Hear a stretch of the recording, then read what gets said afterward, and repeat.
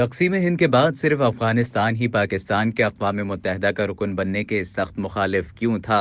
افغانستان کو پاکستان سے کیا مسئلہ تھا؟ افغان بادشاہ نے کون سا نعرہ بلند کیا؟ ڈیورنڈ لائن کس معاہدے کے تحت بچھائی گئی؟ تفصیلات جانتے ہیں اس ویڈیو میں۔ افغانستان دنیا کا وہ واحد ملک تھا جس نے 1947 میں قیام پاکستان کے بعد نئی مملکت کے اقوام متحدہ کا رکن بننے کی مزاحمت کی تھی۔ قیام پاکستان کے بعد تقریباً 3 اشرے پاکستان کو افغانستان کے ساتھ ایک ایسی سرد جنگ سے دوچار رہنا پڑا جس کا بنیادی سبب افغانستان کا یہ موقف تھا کہ دونوں ملکوں کے درمیان جو ڈیورنڈ لائن قائم کی گئی تھی وہ ایک غیر فطری سرحد تھی جس کا مقصد افغانستان اور پاکستان میں بسنے والے پختونوں کو تقسیم کرنا تھا۔ 2640 کلومیٹر طویل ڈیورنڈ لائن 12 نومبر 1893 کو اس وقت کے افغان حکمران امیر عبد الرحمان اور سلطنت برطانیہ کے نمائندے سر مارٹیمر ڈیورنڈ کے درمیان ایک معاہدے کے نتیجے میں بچھائی گئی۔ اس سرحد کا مقصد ہندوستان اور افغانستان کے درمیان واقع سرحد کو پرامن بنانا تھا۔ برطانیہ دیکھ رہا تھا کہ اس کی ہندوستانی نو آبادی اور روس کے درمیان واقع افغانستان کو ایک بفر کے طور پر یقینی بنائے تاکہ ہندوستان اور روس کا آمنا سامنا نہ ہو اور روس ہندوستان میں برطانیہ کے استعماری مفادات کو زد پہنچانے کا خیال ذہن میں نہ لائے۔ جب تک انگریز ہندوستان میں موجود رہا، بحیثیت مجموعی 1893 کے اس معاہدے پر عمل جاری رہا۔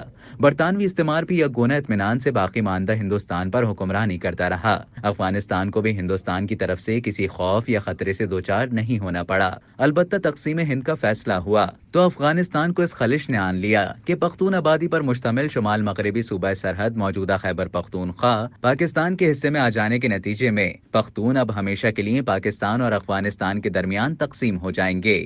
افغانستان نے پشتونستان کا نعرہ بلند کیا اور اگلے 25-30 سال اس کو اپنی خارجہ پالیسی کا ایک اہم ستون بھی بنائے رکھا اور یوں پاکستان کے لیے ایک مستقل سفارتی چیلنج کی بنیاد رکھ ڈالی۔ اس طویل عرصے میں ظاہر شاہ افغانستان کے بادشاہ تھے۔ ان کا یکسوئی کے ساتھ پشتونستان کے موقف پر قائم رہنا تاریخ نویسوں کے لیے تحقیق کا ایک دلچسپ موضوع بھی بنا رہا۔ بہت سے تاریخ نویس یہ رائے رکھتے ہیں کہ بادشاہ ظاہر شاہ پشتونستان کے مسئلے کو اپنے اندرونی مسائل کے حل کے طور پر زندہ رکھنا چاہتے تھے۔ افغانستان کے اندر مختلف نسلی گروہ جن میں پختون، فارسی بولنے والے، تاجک اور دوسرے بڑی تعداد میں موجود تھے۔ پختون نسل سے تعلق رکھنے والے ظاہر شاہ کے لیے ضروری تھا کہ حکومت پر پختونوں کی بالادستی کو قائم رکھنے کے لیے وہ یہ باور کراتے کہ ان کی قوم کا ایک بڑا حصہ انگریز کی ریشہ دوانیوں کی وجہ سے پہلے متحدہ ہندوستان کے شمال مغربی سرحدی صوبے کا اور پھر تقسیم ہند کے بعد پاکستان کا حصہ بنا دیا گیا۔ پاکستان کے شمال مغربی سرحدی صوبے اور افغانستان کے درمیان 1980 کے عشرے سے جن نئے سیاسی رجحانات نے جنم لیا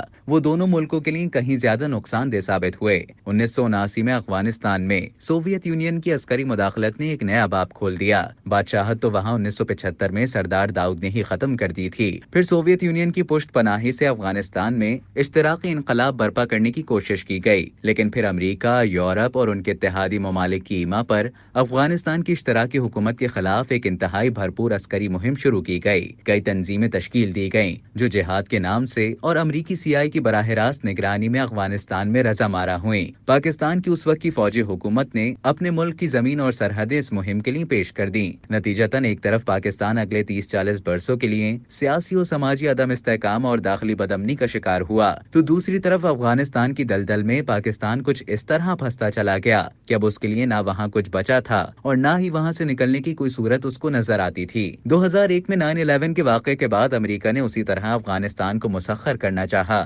جس طرح ماضی میں سوویت یونین ایسا کرنے کی غلطی کر چکا تھا۔ پاکستان نہ ماضی میں اپنے آپ کو عالمی طاقتوں کی اس لڑائی سے خود کو دور رکھ سکا اور نہ ہی 9/11 کے بعد اس نے ایسا کرنا قبول کیا جس کا نقصان آج تک پاکستان کو برداشت کرنا پڑ رہا ہے۔